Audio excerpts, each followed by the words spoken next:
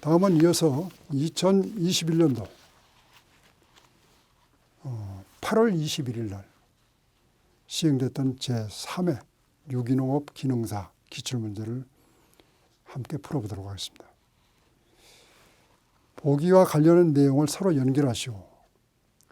젖산은 유산이라고 그러죠. 유산균, 젖산균. 젖산은 유제품 응고제가 되면서 식용의 케이싱 역할을 해줍니다.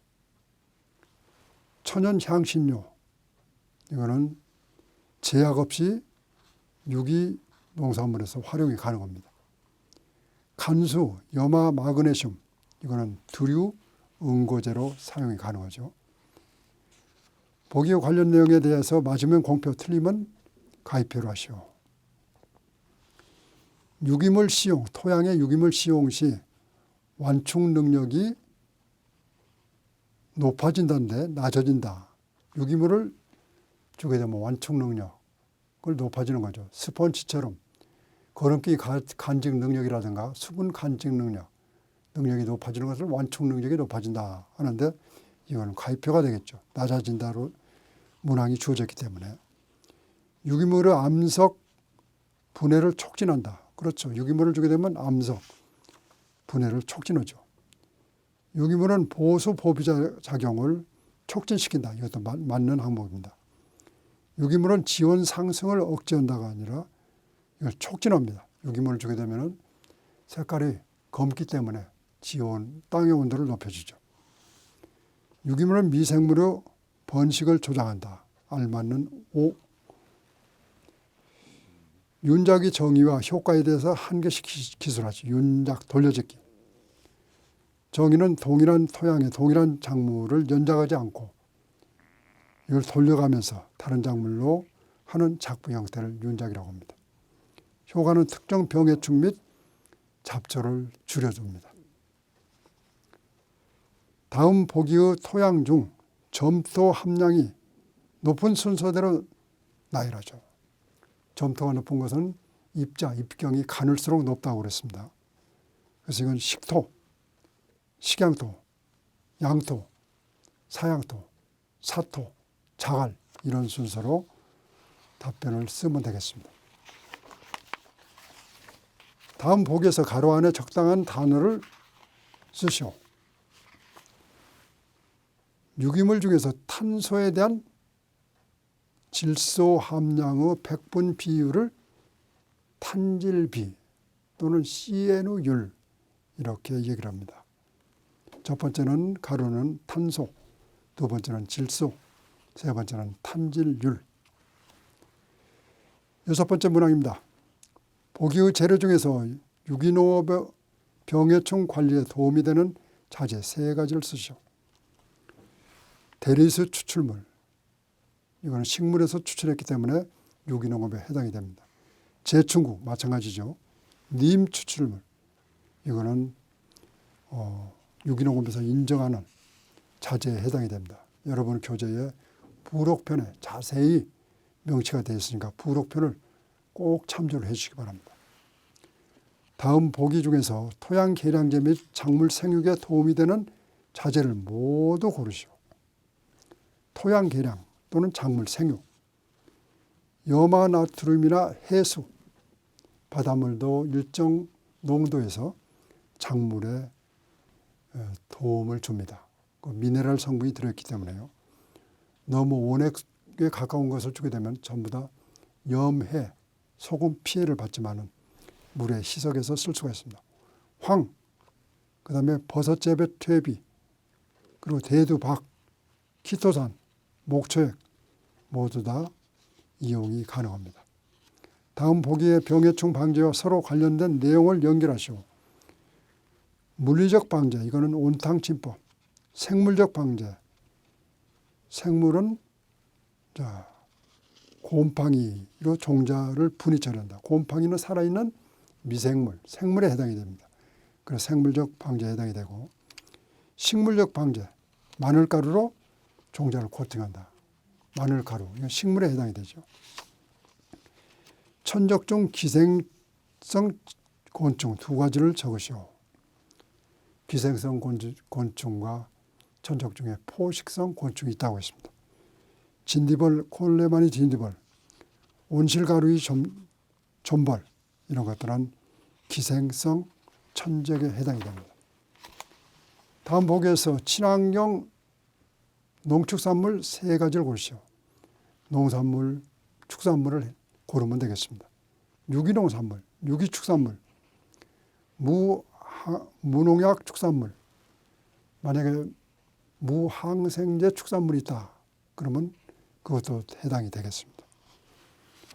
병해충 방지를 위한 예방적 조치 3가지를 쓰시오. 예방적. 병충해 오기 전에 저항성 작물이나 저항성, 내성이 강한 품종을 선택하는 것도 한 가지 예방적 조치가 될 것이고, 재배 작기의 조절, 병해충이 많이 나온 시기, 그 시기를 피해서 작물을 재배하는 재배 작기의 조절, 또는 중간 숙주, 기주식물을 제거하는 것, 잡초라든가 해충, 병해충이 머물고 있는 공간을 제거해 주는 것도 한 가지 방법이 될 겁니다. 다음 보기 중 가로 안에 들어갈 적당한 단어를 쓰시오. 유기축산물의 생산을 위한 가축에는 100% 유기 사료를 급여해야 한다. 100% 유기 사료를 줘야 되죠. 유기 사료 급여가 어려울 경우에는 농산물 품질관리원장이 일정 기간 등 유기 사료를 인정하는 유기 사료가 아닌 사료를 일정 비율로 급여할 수가 있다. 농산물 품질관리원장 또는 인증기관의 장이 지정하는, 규정하는 일정한 기간 동안에 일정한 비율의 비유기 사료를 쓸 수가 있습니다. 이때는 천재지변이라든가 유기 사료를 공급하기 어려울 경우에만 해당이 됩니다. 자, 유기 가공식품의 인증기간은 유기가 들어가면 1년입니다. 1년. 다음 보기의 유기축산물 전환기간으로 알맞는 것 길이 짝지시오. 한우, 유구 경우는 최소 입식되고 나서 1년 이상, 12개월 이상을 전환기간이 필요합니다. 돼지, 식육의 경우 5개월, 150일 이상. 산란계하고 6개월은 다릅니다. 알을 이용하는 산란계 경우에는 입식 후 3개월 이상. 그 다음에 오리, 식육의 경우는 최소 6주 이상의 전환기간이 필요합니다. 유기농업에서 표면 세척 소독제로 사용이 불가능한 것은 요소수. 최근에 자동차를 비롯해서 요소수 대란이 벌어지고 있습니다. 이거를 유기농업에 써서는 안 되겠죠. 보기의 과일 중에서 에틸렌 가스가 발생량이 가장 높은 것은 이건 바로 과일 중에서 사과입니다. 사과. 따라서 사과를 일반 과일과 다른 과일, 사과라든가 다른 과일을 함께 섞어서 보관하게 되면 에틸렌 가스가 발생이 돼가지고 훨씬 숙성이 빨라집니다. 빨리 익어버립니다. 그래서 따로따로 보관하는 게 좋다. 다음 보기에서 질소 고정을 하는 작물 3가지를 고르시오. 이건 둑과 콩과 작물을 고르면 되겠죠. 팥, 콩, 클로바, 동부, 녹두 이런 것이 콩과 작물 또는 식물에 해당이 됩니다. 무경운과 비교해서 경운의 장점, 무경운은 땅을 갈지 않고 경운은 땅을 가는 거. 땅을 갈았을 때 장점, 통기성 개선, 공기가 잘 통하겠죠. 딱딱한 안반층 토양을 갈아엎기 때문에. 잡초 억제, 땅을 갈게 되면 잡초도 묻히겠죠. 근권 확대, 작토종, 작물의 뿌리가 이용할 수 있는 면적을 넓혀주는 것. 그래서 통기성 개선, 잡초 억제, 근권 확대가 해당이 됩니다. 지하에 관을 설치해서 습답, 찬물이 나는 습답을 개선하고 작물이 필요할 때 모관 상승으로 수분을 공급하는 배수 방법을 암거 배수라고 합니다. 암거. 지하가 아니고 지상에 설치해서 이와 같은 시설하는 것을 명거, 밝을 명자, 땅속에 관을 묻는 것을 암거, 어두울 암자, 암거배수라고 얘기를 합니다. 마지막 문제입니다. 보기의 가로 안에 공통적으로 들어갈 잡초관리 방법을 무엇이라고 하는가? 초생재배는 과수원에서 아래 풀을 베지 않고 이걸 풀을 가꾸는 것을 초생재배라고 그러죠. 초생재배는 과수류 아래의 작물을 재배하여 잡초 방제를 하는 방법이다.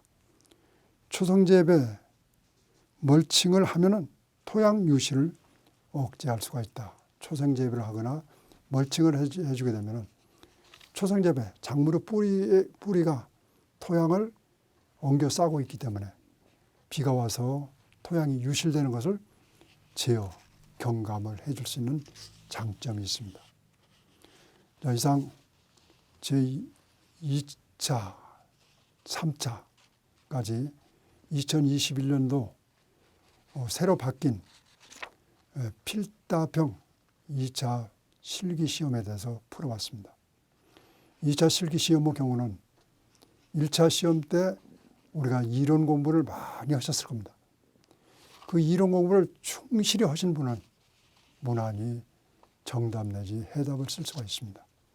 그래서 이론 공부에 충실해 주신 분은 100% 합격의 영광이 있으리라고 확신을 드립니다. 자, 수고하셨습니다.